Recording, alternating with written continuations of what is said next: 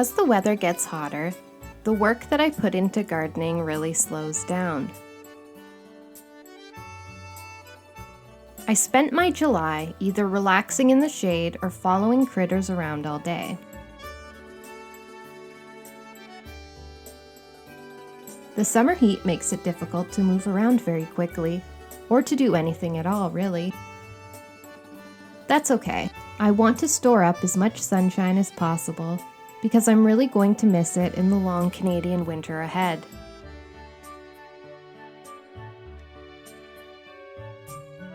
I decided to mow some paths in my lawn, rather than just allowing the whole thing to grow out. I think it looks a lot better, as reluctant as I initially was to get rid of any wildflowers.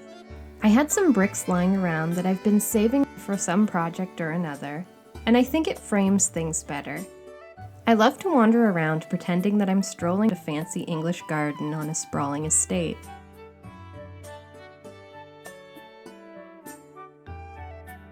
My bee balm did really well this year. They remind me of Canada Day fireworks. I think that when the flowers are all done, I'm going to chop off the flower heads and spread the seeds around, because they were a bit overpowered by the milkweed, and I would really love more red flowers spread around the yard. I'm also interested in drying and harvesting some of it for tea or as a fragrance.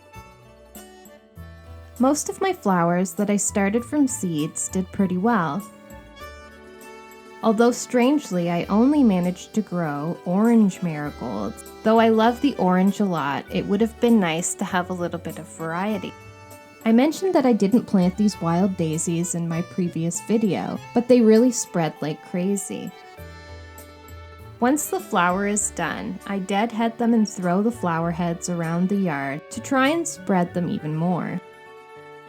These larkspurs are flowers that I sort of stole from my neighbors. I noticed that they were growing on their side of the fence, so in the fall I weeded and left the soil on my side empty. Sure enough, in the spring they spread over here. My calla lilies are doing really well too. I really love the spotted leaves and the fairy teacup flowers. I've got so much Queen Anne's lace, and even though it grows everywhere, from industrial parks to ditches, I really enjoy it. If you look closely, you'll see that it's actually a composite flower, made up of hundreds of very tiny flowers. It's edible, and apparently good for treating gout, so I'll have to remember that if I ever contract the king's disease. Every day that I spend wandering around my garden, I notice another wildflower. That's the benefit of letting my lawn grow out. Sometimes it takes some patience, as people will insist that something is just a weed and needs to be pulled up immediately.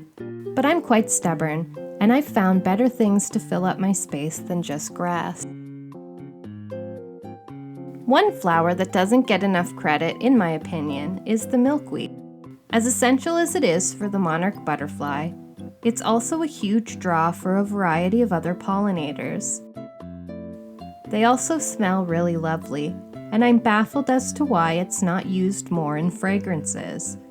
I'd love a milkweed flowered scented candle.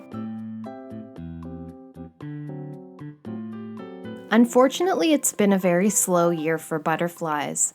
I thought by now things would pick up and I'd have another big operation of caterpillars going.